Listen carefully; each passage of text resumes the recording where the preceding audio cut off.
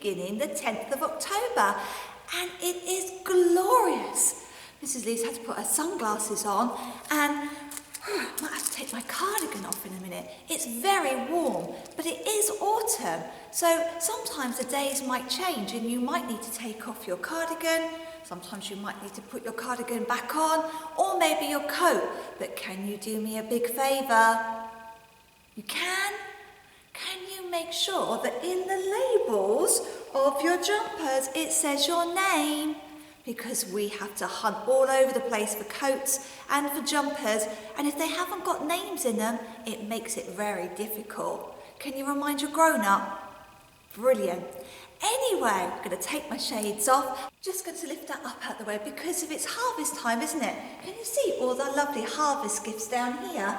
Thank you so much, everybody, for bringing in something. There's still time, if you do bring it in, because we can still take it over to King's Ripton Hall, where we give all of our donations. And I'll tell you more about that in the Harvest Assembly later on this week. Right, routine time, come on, come with me. Right, what's the time, Mr. Wall? Well, I can see that that's right, that minute hand, the long hand, is on the number 6. I know that means you've got it, 1:30. I can see that the short hand, our hand, is pointing towards the, it's not actually on a number, it's moved away from the 10 and is going towards the 11. Now I know that means, that's right, it's 10:30. Now, our language of the month has stayed the same. We're speaking in French this month. Bonjour, you say it. Bonjour. And what else can we say? The Makaton sign has changed. Ready? Here's the Makaton sign. Ooh, got a thumb up, but an arrow going down. And then the word underneath, it says healthy. Can you do it with me? Healthy, healthy. You do it, healthy. Why does Mrs. Lee want us to think about being healthy? Because it's so important, children, that we are. And I don't just mean our bodies being healthy. I also mean what's inside here. Inside, that's right, our brains.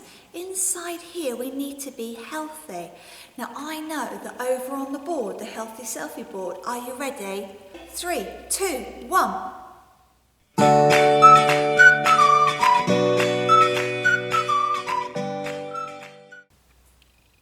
Did you see? Lots of people being healthy outside, especially when the beautiful sunny weather's here. But sometimes it might start to rain and it might be a bit chilly. What do you do to keep yourself healthy when it's like that? Well, some of you probably put on your coats and your wellies and you still go outside. But if you're like Mrs. Lee, who likes to be inside, one of the things that I do is I love to read. And some of the books that I would like to look at this week, and I'm going to put them outside my office, are books about keeping your mind healthy. This one's called Worried Arthur and the Noisy Night. This one's called The Huge Bag of Worries. This one's called The Worrysaurus. And the one that I'm going to read you now is called Ruby's Worry. What do all of those books have in common? That's right, they have the word worry in it. And lots of us from time to time are going to feel worried, like Ruby, or like the Worrysaurus, or like Jenny. We read this book last year. Or maybe you might feel worried like Arthur. When I'm reading, and you can do this at home, I like to record how many books that I've read. And we've got these reading at home cards in our school. There's lots of them. This blue one is the first one. This red one is the second one. Every time you read, if you get your grown-up to write the title of the book and when and sign it, when you get down to one of these wows, you can bring it in and Mrs. Lee will stamp it for you. Now, I've also got this very, very special blue one. I don't know if you can notice on it, if you've got good-looking eyes. Can you see this number here? It's the number 20.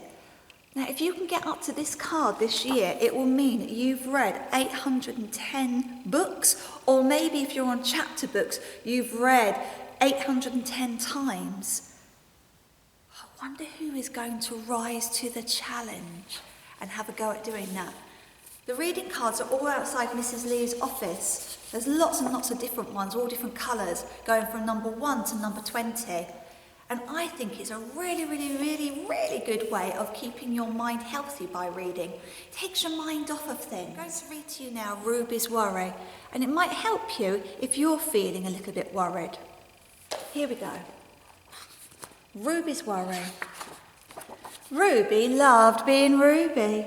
She loved to swing up high, and she loved to explore wild, faraway places. Sometimes she even went all the way to the very bottom of the garden. Ruby was perfectly happy until one day she discovered a worry. And it wasn't a very big worry. In fact, it was so small that at first Ruby hardly noticed it. But then the worry started to grow, and each day it got a little bit bigger. It just wouldn't leave her alone. It was there at breakfast, staring at her over the cereal box, and it was still there at night when she cleaned her teeth. And the funny thing was that no one else could see Ruby's worry, not even her teacher. So Ruby pretended that she couldn't see it either. She tried to carry on as if everything was normal, but it wasn't. The worry was always there, stopping her from doing the things that she loved. Ruby wondered if the worry would ever go away. What if it didn't? What if it stayed with her forever? Ruby didn't realise, but what she was doing was the worst thing you can ever do with a worry. And now she was worrying about it. Now the worry was enormous. It could barely fit in the kitchen at tea time. It filled up half the school bus. And it took up whole rows at the cinema. The worry became the only thing that Ruby could think about, and it seemed like she would never feel happy again. And then, one day, something unexpected happened. Ruby noticed a boy sitting alone in the park. He looked how she felt. Sad. And then she noticed something else, something hovering next to him. Could it be? That's right, a worry. It was! Ruby realised that she wasn't the only person with a worry after all. Other people had them too. She asked the boy what was going on in his mind, and as he told her, the strangest thing happened. His worry began to shrink. It got smaller and smaller and smaller. And then Ruby did the very best thing you can ever do if you have a worry, children. She talked about it. And as the words tumbled out of her, Ruby's worry began to shrink and shrink until it was barely there. Can you see it? It's got so tiny. Soon, both of their worries were gone. Finally, Ruby felt like herself again. Well, of course, children, that wasn't the only time that she ever had a worry. Everyone gets them from time to time. But now that she knew how to get rid of them, they never hung around for too long. What did she do, children? That's right, she talked about her worry. And that's something we want you to do. But who could you talk to? Oh, I've got an idea. Maybe I could draw all the people that I could talk to in my hot air balloon. So I'm going to give everybody in school a hot air balloon. And in your hot air balloon, I want you to pump it up and put in the people that you could go and talk to your worries about. Now, for Mrs. Lee, I've got family. I've got Mr. Lee at home, and I've got 2 boys, Rudy and Gino. But that's okay when I'm at home, but I spend a lot of time in school.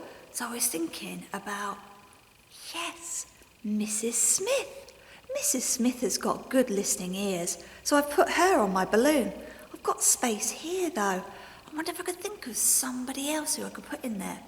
Now, Mrs. Smith's not always outside at playtime, is she? Sometimes she's having a drink in the staff room, maybe she's eating her lunch. So I'm going to put down Mrs. Armstrong, because she is one of our midday supervisors. So I'm going to draw her very, very quickly using my pens in the space. 1 second. Hey, are you ready?